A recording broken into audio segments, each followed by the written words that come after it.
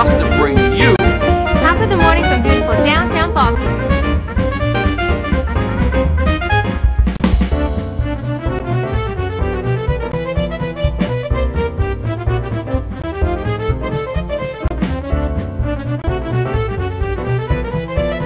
Hi, top of the morning. Top of the morning to all of you. Hi, top of the morning. Top of the morning. Hi, Margie Ann Bonnet, and I'm here for the Maryland Women's Heritage Center. Today is going to be an engaging evening and day supporting women's causes. Top of the morning to you.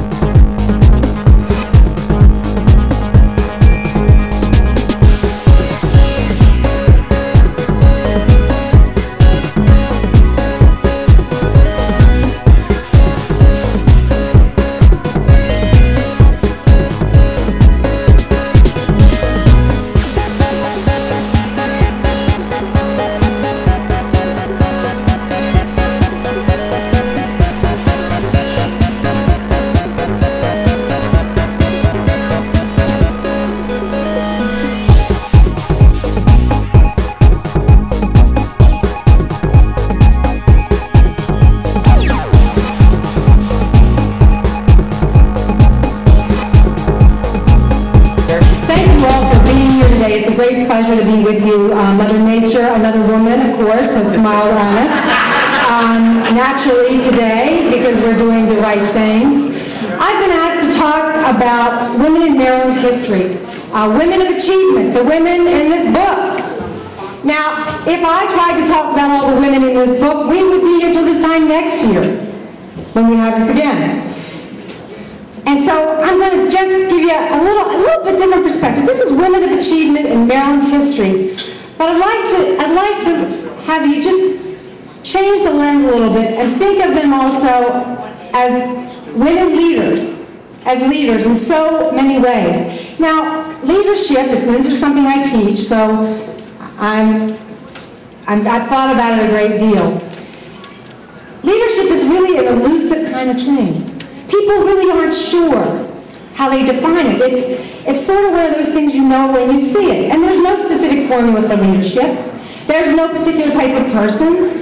Leaders come in all shapes and sizes and backgrounds, etc. And you can be a leader in your family. You can be a leader in the sports team.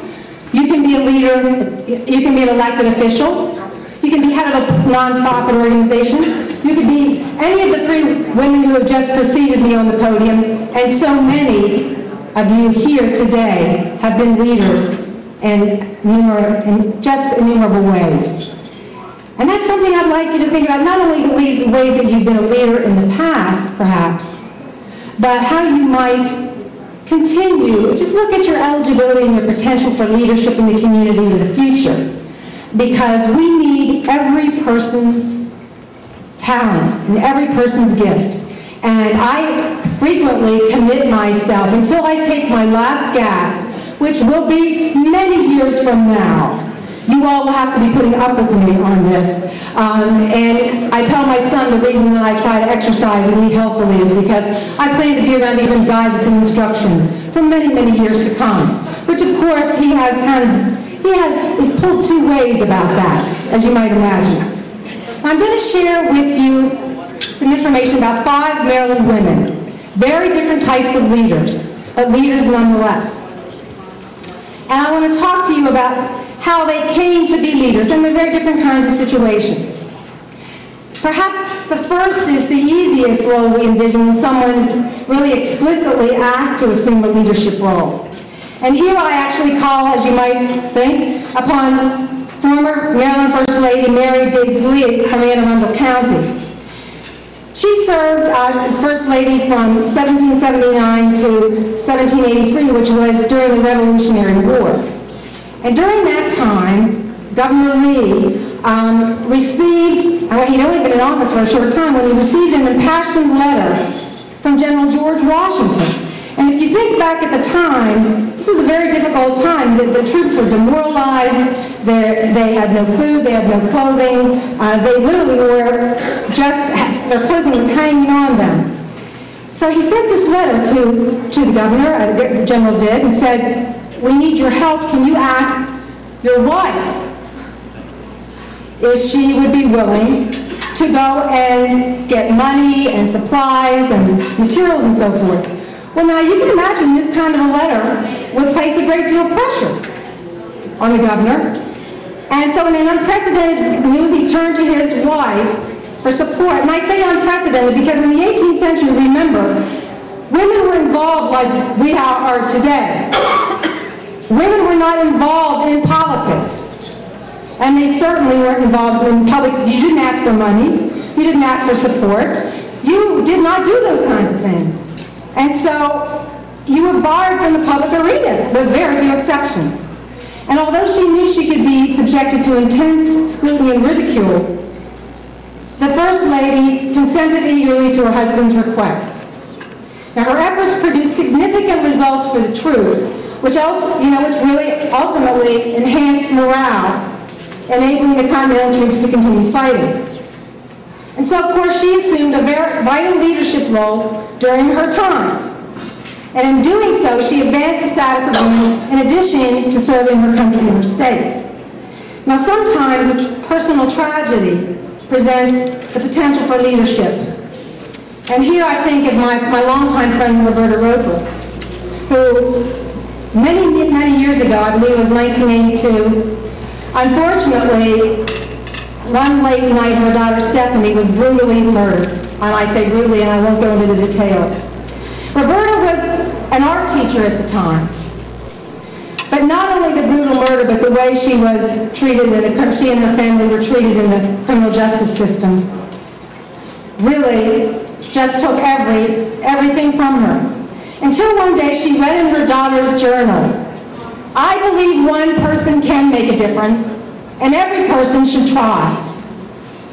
And with those words that she read from her slain daughter, this catapulted her, really galvanized her into action. And now Maryland has the model Victims Assistance or Victims' Rights program in the country because of her 23-year journey. We're the first state to have a Victims' Rights Amendment to our state constitution, and she still, many years later, fights for a Victims' Rights Amendment to our national constitution. Now, in other circumstances, a would-be leader recognizes a need to do what's necessary. And I love to think of another person that I met, native Prince Georgian Maud Savoy Brown. She was born in 1894, and she married in her early 20s, a man with whom she had 15 children. Now, I say you're a leader there, if you do nothing more. I'm telling you. And to say that she and her 15 children lived modestly is an understatement. From early in her life, she was an active member in the Mount Nebo African Methodist Episcopal Church, which comforted her a great deal when her husband, the father of her 15 children, passed away. Well, she then later married a man named Harry Brown, who had 8 children. So, I'm a lawyer, but I can't do math. When you add, that's a lot, that's 23 kids. Well, for many years they barely survived, and it wasn't till, frankly, she didn't have electricity or plumbing or refrigerator until 1955. Because she was concerned about her many children and those in the community, Maud founded the Mount Nebo Gospel Singers in 1949. And as you can imagine, initially this was composed largely of her own children.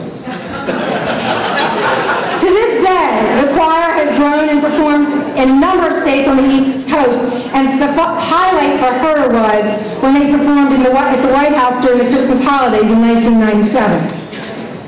She also initially established both the sports activities and the choir to provide an outlet for her children and others to teach them responsibility, discipline, and to keep them occupied. Again, another leader, very different kind. But everybody has their role to play, and indeed, one of my favorites, I love this, Rachel Carson. She was an environmentalist, and incidentally, when I ask my students, do you know who Rachel Carson was? And they'll say, well, wasn't she some kind of environmentalist or something? And I'll say, guess what? We didn't even think of people as being environmentalists until Rachel Carson wrote her book, Silent Spring. Although she started in Pennsylvania, as most good people do. If you're not born in Maryland, you get here as soon as you can.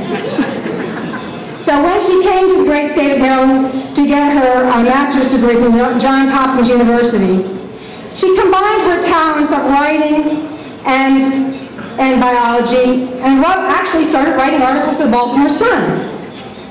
She began working for the Bureau of Fisheries in 1935, a couple books, but it was her third book, Silent Spring, which really was something that forever changed the way we think about the environment. It was published in 1962, and believe me, it unleashed a firestorm of controversy about the deadly effects of poisonous pesticides on the environment.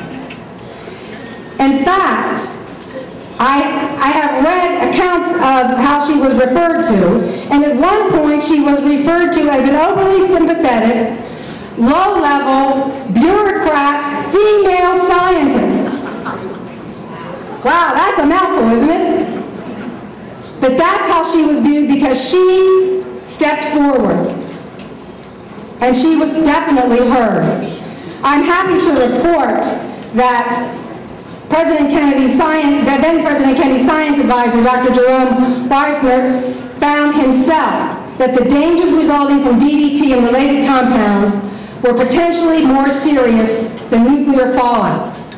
And all these findings, the firestorm, were brought on by this low-level bureaucrat female scientist from the Bureau of Fisheries, who was overly sympathetic, I might add.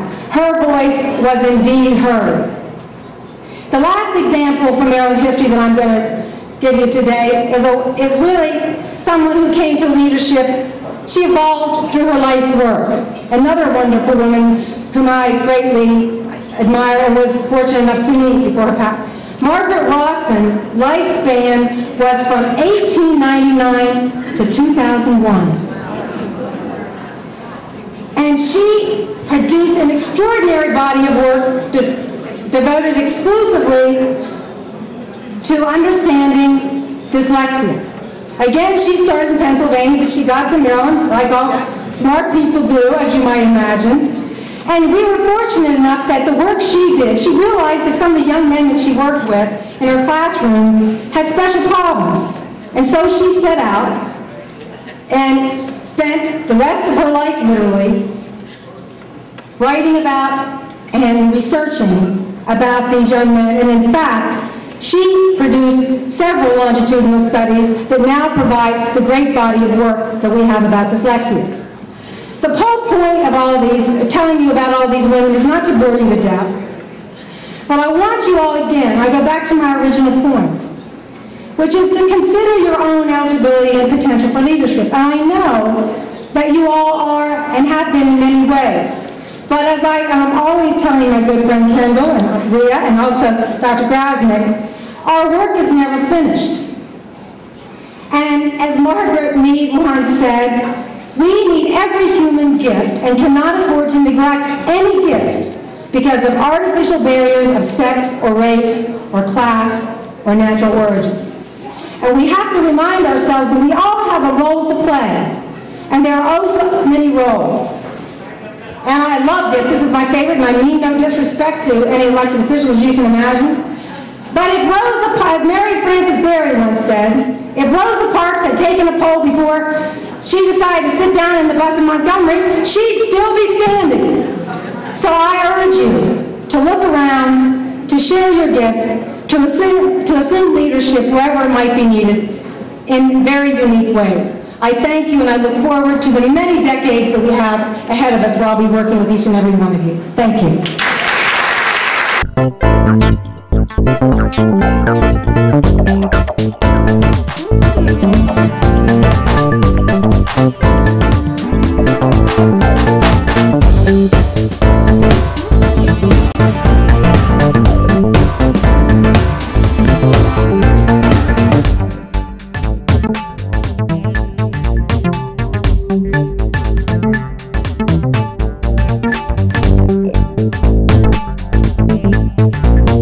You